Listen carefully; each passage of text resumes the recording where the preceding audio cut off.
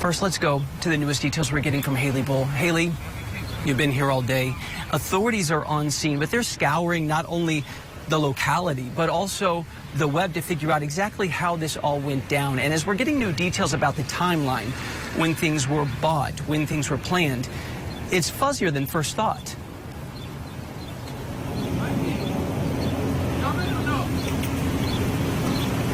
Yeah, Chance. Well, we know that this investigation is ongoing. This is a very active scene behind us. And we know yesterday's violence prompted schools across the U.S. to increase security. Places like D.C., Atlanta, Florida, and Connecticut, home to Newton and the Sandy Hook shooting.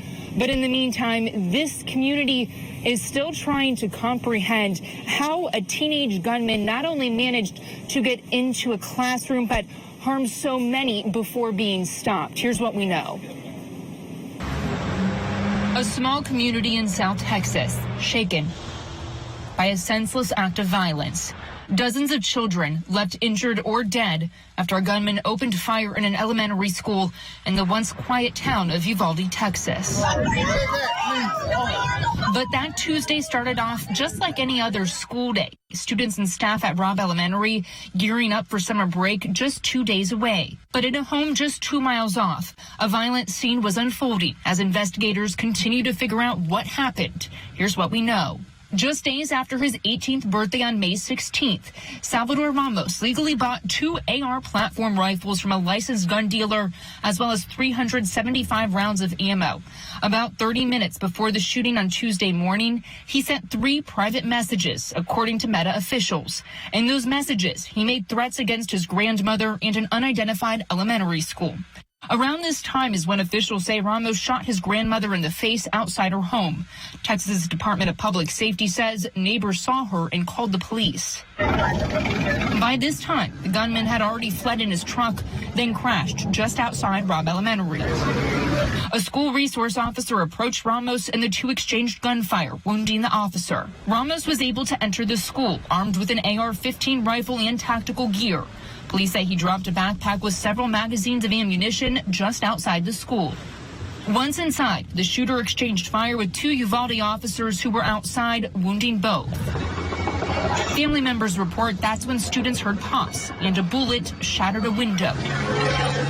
A teacher shouted she saw a gun, but was left with no time to react. The shooter then entered a nearby classroom. The gunman was able to make entry into a classroom, barricaded himself inside that classroom, and then that's when he just started shooting children.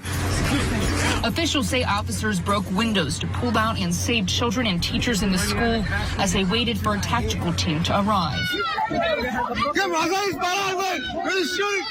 That team converged on the classroom with the gunman, who was then shot and killed by a Border Patrol officer, but not before killing 19 children and 2 teachers.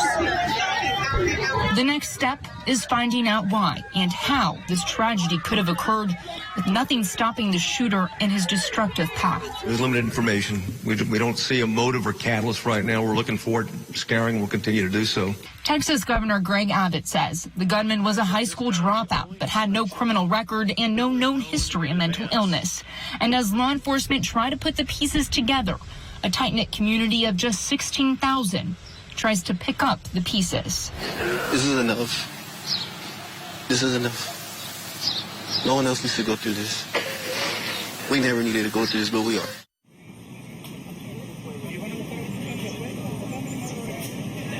And Chance, the gunman's grandfather, says he had no knowledge of his grandson keeping guns in his own home, and also says his wife, the grandmother shot by the gunman, is alive and not in grave condition. Chance. Okay, yeah, we'll be keeping track of that. Haley, thank you very much.